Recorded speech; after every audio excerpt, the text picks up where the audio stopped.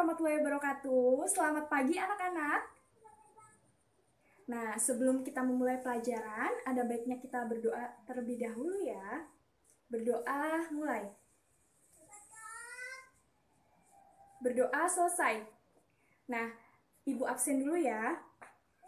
Wulan, Jentika, Fadila. Oke, jadi masuk semua ya. Nah, hari ini kita mau belajar tentang cerita rakyat.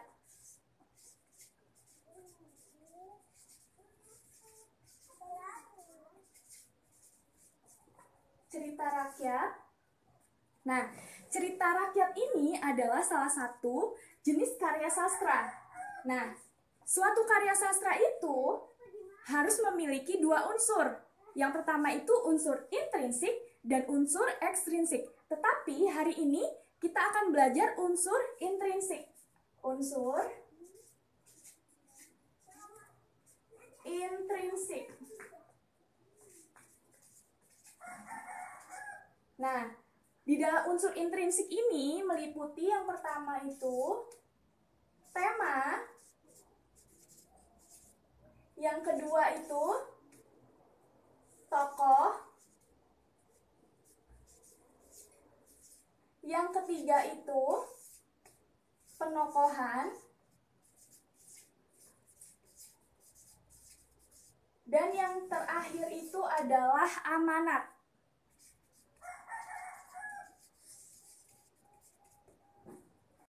Kembali lagi ke cerita rakyat. Ada yang tahu pengertian cerita rakyat itu apa? Iya, Jentika. Ada yang tahu lagi? Iya, Fadila.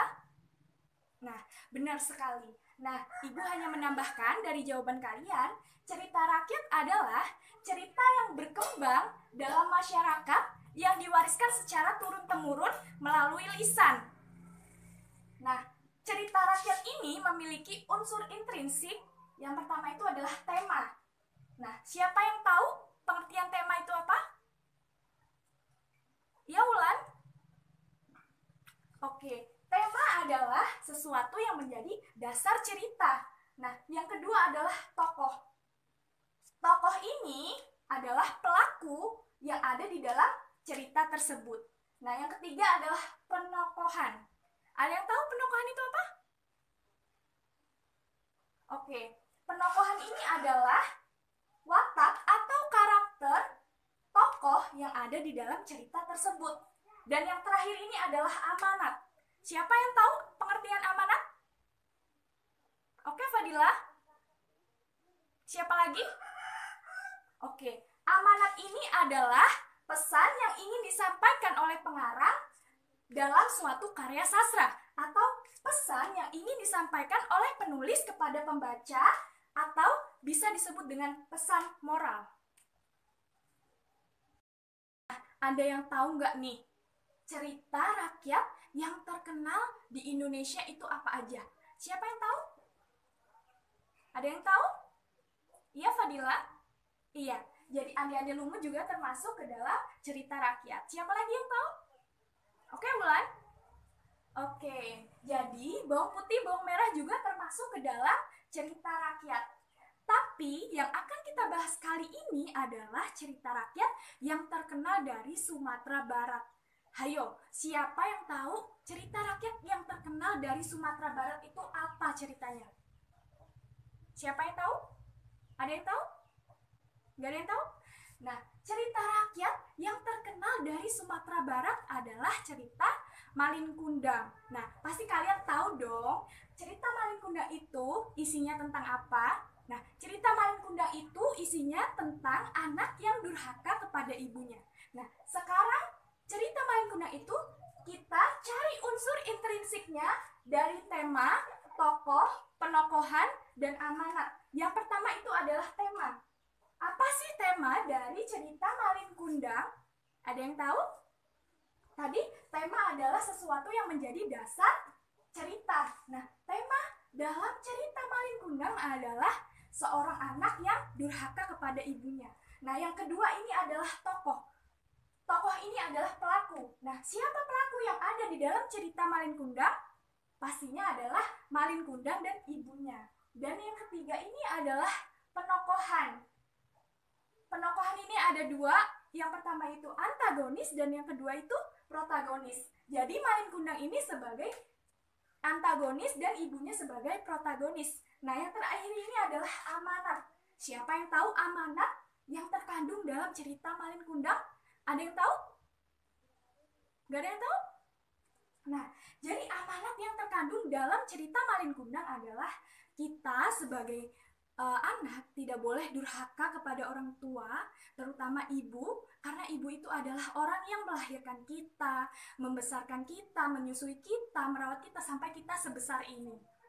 Nah, jadi seperti itu. Nah, sekarang ibu akan memberikan tugas kepada kalian. Buka buku yang sudah ibu bagi, buka buku halaman 48. Di situ ada cerita rakyat. Nah, kalian identifikasi mulai dari tema, tokoh, penokohan, dan amanat yang tadi kita pelajari. Ibu beri waktu 30 menit. Nanti setelah itu, ibu akan memanggil salah satu dari kalian untuk maju ke depan kelas mempresentasikan hasil kerjanya. Karena waktu mengerjakan sudah habis, ibu akan memanggil salah satu dari kalian untuk maju ke depan kelas mempresentasikan hasilnya. Siap-siap ya? Oke, Jentika silahkan maju ke depan untuk mempresentasikan hasilnya. Iya, dibacakan. Oke, terima kasih Jentika. Silahkan kembali lagi ke tempat duduknya ya. Beri tepuk tangan untuk Jentika. Jawaban Jentika tadi sudah bagus, sudah benar. Hanya saja ibu menambahkan sedikit di amanatnya, bahwa kita sebagai manusia harus menepati janji, karena janji adalah hutang yang harus dibayar. Karena waktu sudah habis, ibu akan membagikan kertas kepada kalian. Ibu bagikan sekarang ya.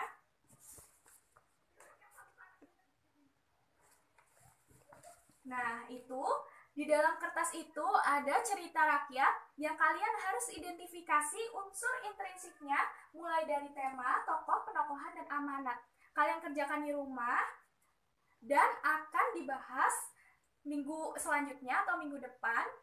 Akan kita bahas bersama-sama. Nah, ibu cukupkan pembelajaran hari ini. Ada yang ingin ditanyakan? Ada yang ingin bertanya? Oke, ibu rasa cukup.